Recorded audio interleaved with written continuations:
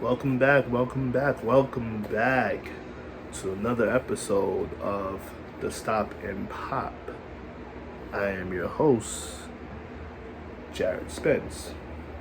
So, as the playoffs are starting to get in its conclusions, and we're at the conference finals now, I want to go over the last round and also who I have winning in the conference finals.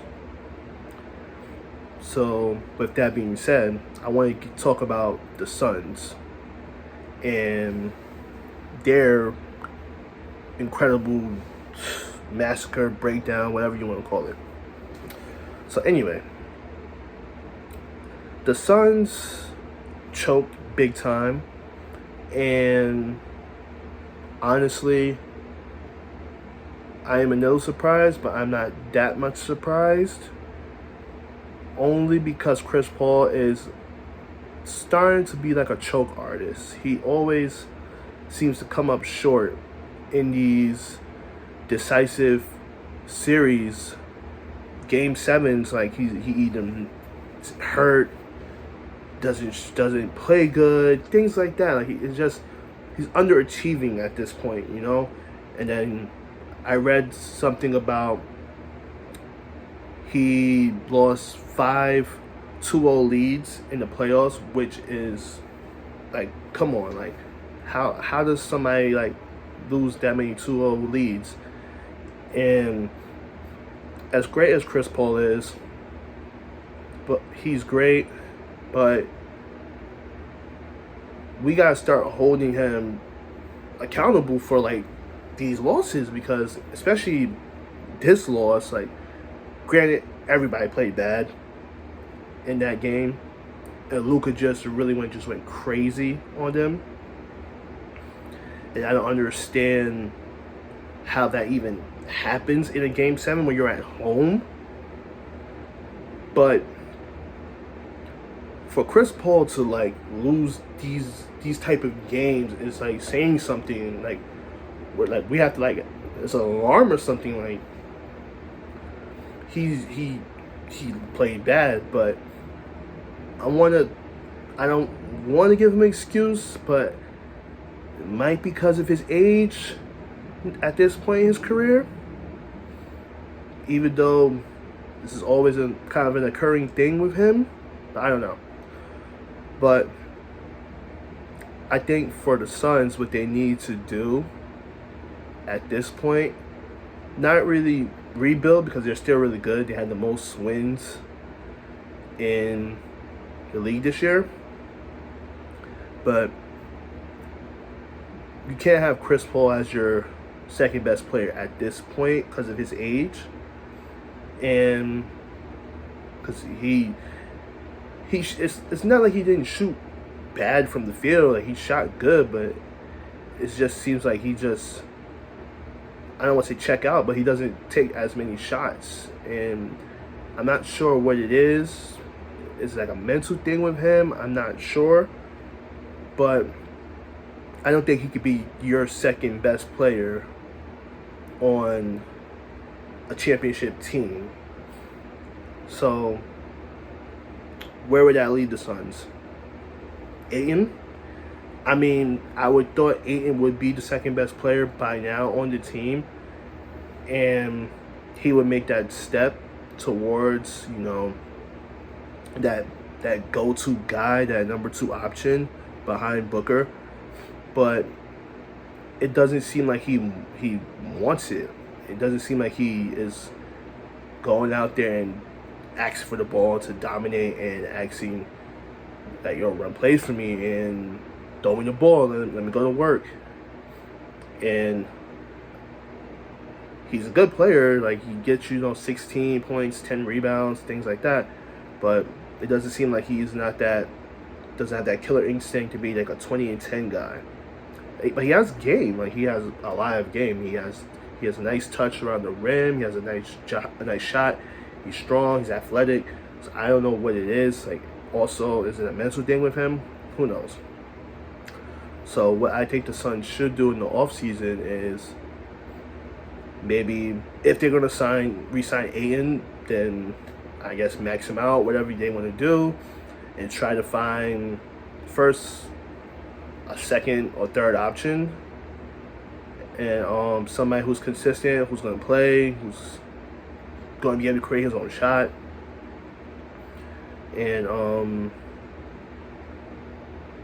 also like get another point guard to back up Chris Paul, who can run the offense, because he's getting older, so you can't really rely on him on every game to like be the Chris Paul who was 25, 26, 27 years old. This guy is what, 37 now? Come on, like they can't rely on Chris Paul doing it every single night, where you're asking him to get 18 and 10, play defense, and lead the troops every night. It's like you're probably asking for a lot for his age, but I mean, maybe that's the direction the Suns need to go in. I'm not the GM, I don't know, but yeah. So next team I want to talk about is the Bucks. I think the Bucks are still really good. Like, Giannis is a beast. Holiday is still doing his thing. They probably could have won the series and went back to the finals. And maybe I'm not sure, but maybe get back to the finals with Chris Middleton.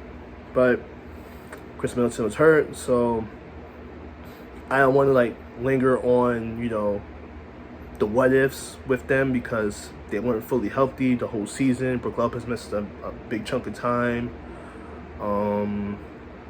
Middleton got hurt getting the playoffs, so it's hard to really tell what the Bucks really need to work on, because they just need to be healthy. And that's really what it comes down to with them. They just need to be healthy. As far as the conference finals are concerned,